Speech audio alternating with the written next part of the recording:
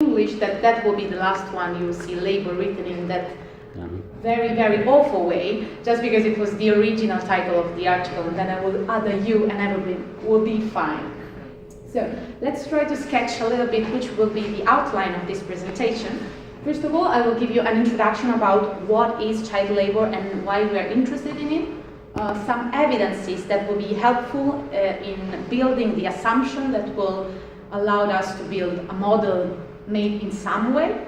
Then I will present you the basic model and the generalization of the model. I will not present you the real general model, but just how to reach which will be the general model, because the findings were completely the same and just a matter of adding math to the structure. I'm sorry. And then I will give you some policy recommendations that are present in the article. They will be interesting because sometimes the best policy that we think it has to be applied, he will have some drawbacks that will make it not the first one. Some further application of the model and why this model can be exploited so much, even in contexts that are completely different from child labor. And then the conclusive remarks that will be mostly why this model is important, what is the main finding that we can use in our research rather than child labor.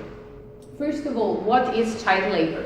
Child labor is any situation in which a child, meaning a person aged less than 15, is regularly working. What does mean regularly? Not from a fiscal point of view, because it's from the majority of countries this is banished, but on a daily basis for the word regularly. For what it concerns the International Labour Organization, in 1990 there were mostly 79 million of children working. Luckily this figure is decreasing. That was not updated in the article, but this figure is decreasing. As I already said, in the majority of countries child labor is banished, and the natural tendency of people when you talk about child labor is to say, yes, let's banish it. Sometimes imposing a ban could even worsen the situation and increase the ratio of children working to their parents. Let's start to make some assumptions that I will explain you with the evidences in the next slide. Child labor is a situation that no one is happy about. It's something that happens because a negative thing is happening from the other side. When a parents decide to send their children to work, it's something that is doing just because he needs to do so.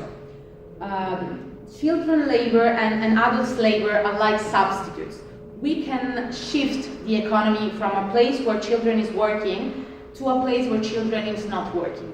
How to do so? Just simply increasing the adult wage.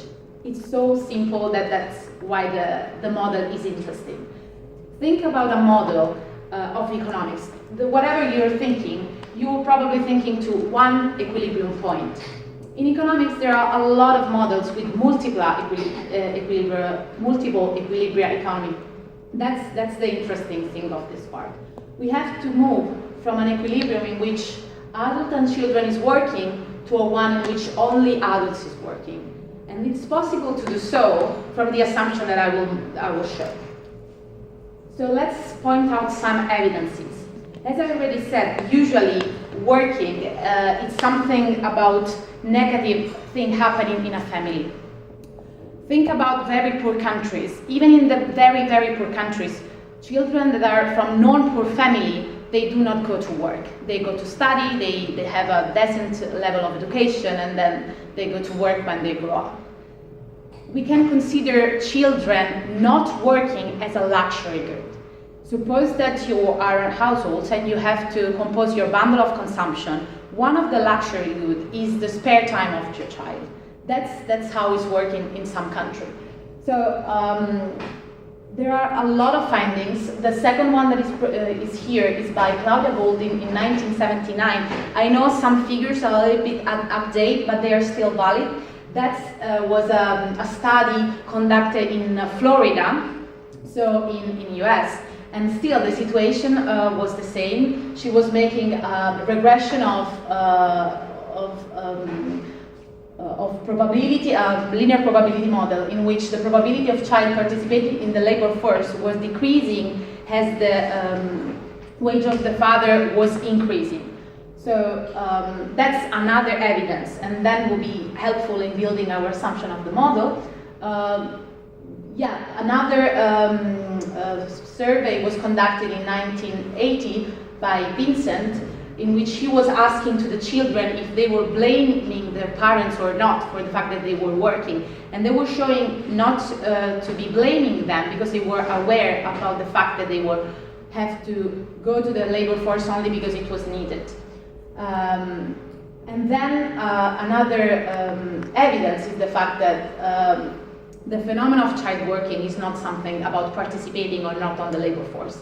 Usually it's involved other things of consequences such as the sociological or psychological side of the matter.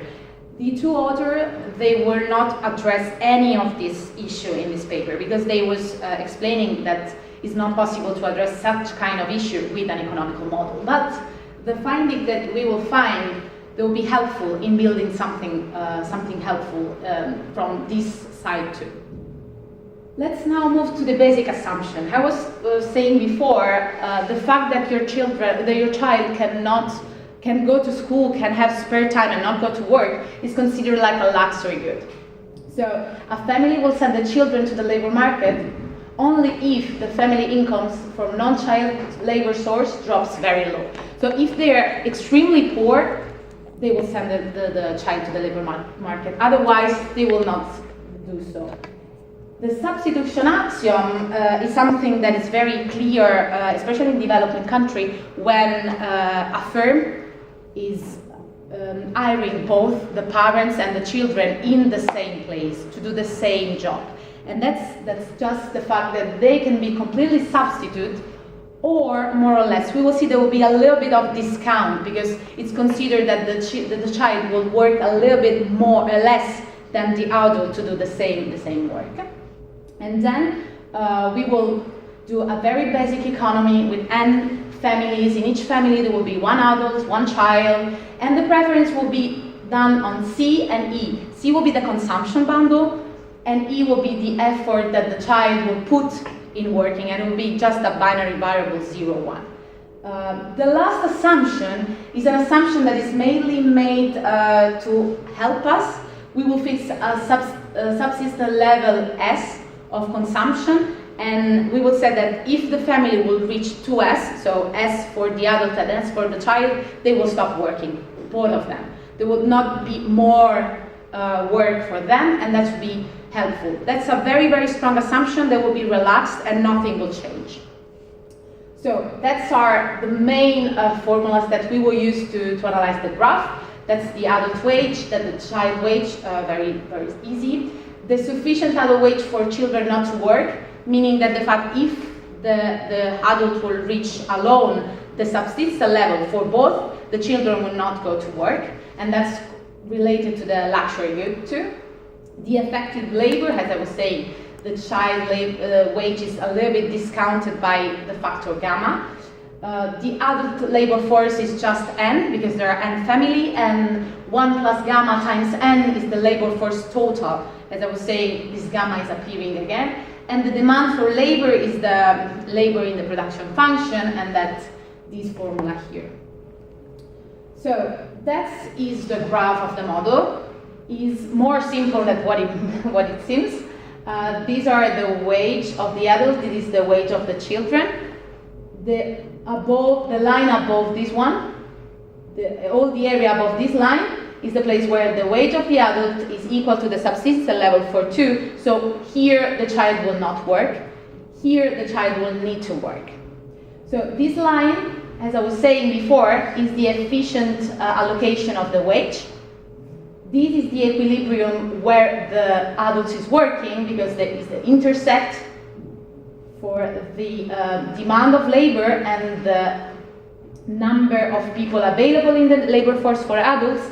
And the same thing here, this is the intersection between the total labor force and the production function, the demand for labor coming from the production function and this is the second equilibrium in which the children will work. That's the model. So, how to generalize such kind of model?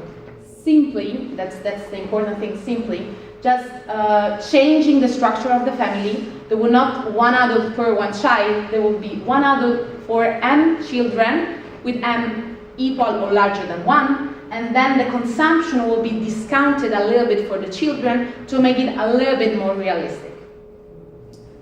Which would be the policy recommendation for such a model? Let's suppose that we have this amazing economy in which we have two equilibria. If you are a policymaker, you are able to shift to one equilibrium to another, just imposing different conditions. I will spoil you that the first best policy is just to improve the labor force, the labor condition of the adult labor force. Simply as that. There are other policy, bans, taxes, subsidies. We will just analyze the bans because usually are the most natural one that we want to impose if we have the possibility to impose a total ban and not a partial one, because partial one usually are the ones that are more easy to impose, more easy to control. Let's impose a total one. If we have a total ban on child labor and we have a multiple equilibria economy, we will have the best solution ever. If we don't have a multiple equilibria economy, just because there's no way that the wage of the adults will cover the subsistence level, or it's difficult, for example, it's difficult to put in place because there are a lot of provision that we have to do, that will be a disaster. It will worsen both the utility of the adult and the utility of the child. A partial ban could destroy the economy completely, because if you put a partial ban on firms that are registered and firm for example, the family hold firm, it will destroy the economy and will push all the children to work for the private. I will briefly mention which could be the further application of the model.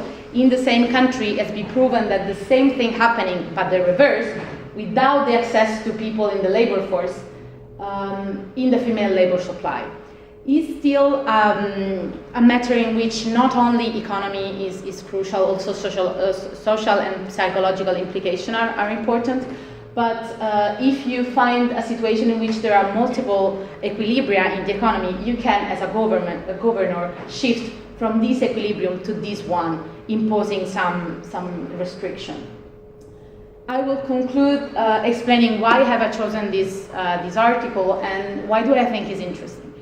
One thing that surprised me is the fact that multiple equilibria economy are more often in place than what I was supposing, and the possibility for a government to act in shifting from an equilibrium to another without creating a new one, that's extremely important. There are a lot of possibility that the policy that you're thinking will be the best one will actually destroy your economy without any implication of positive sides. And the last thing is that there are several further applications. I show you only the possibility of female labor supply, but there are a lot of fertility policy and education policy that can come from this kind of multiple equilibrium model. So thank you for your attention.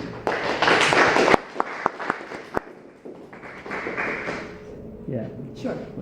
Surely banning child labour just means the supply of labour goes down, so then adult wages will go up. Not necessarily. Let's suppose that you can impose actually a ban on child labor, and you can control. Let's suppose that you can control. The offer for child labor is for labor in general is decreasing, and the demand is increasing because you have less people to work.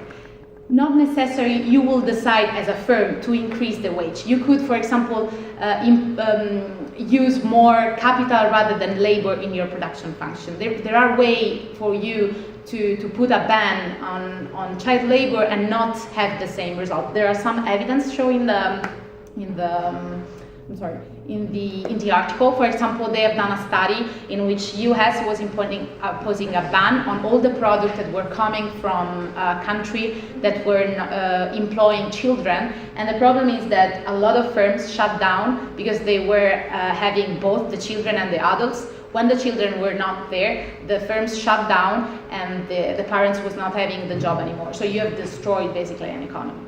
That, of course, child labor is something negative. There are other ways to avoid the children to work.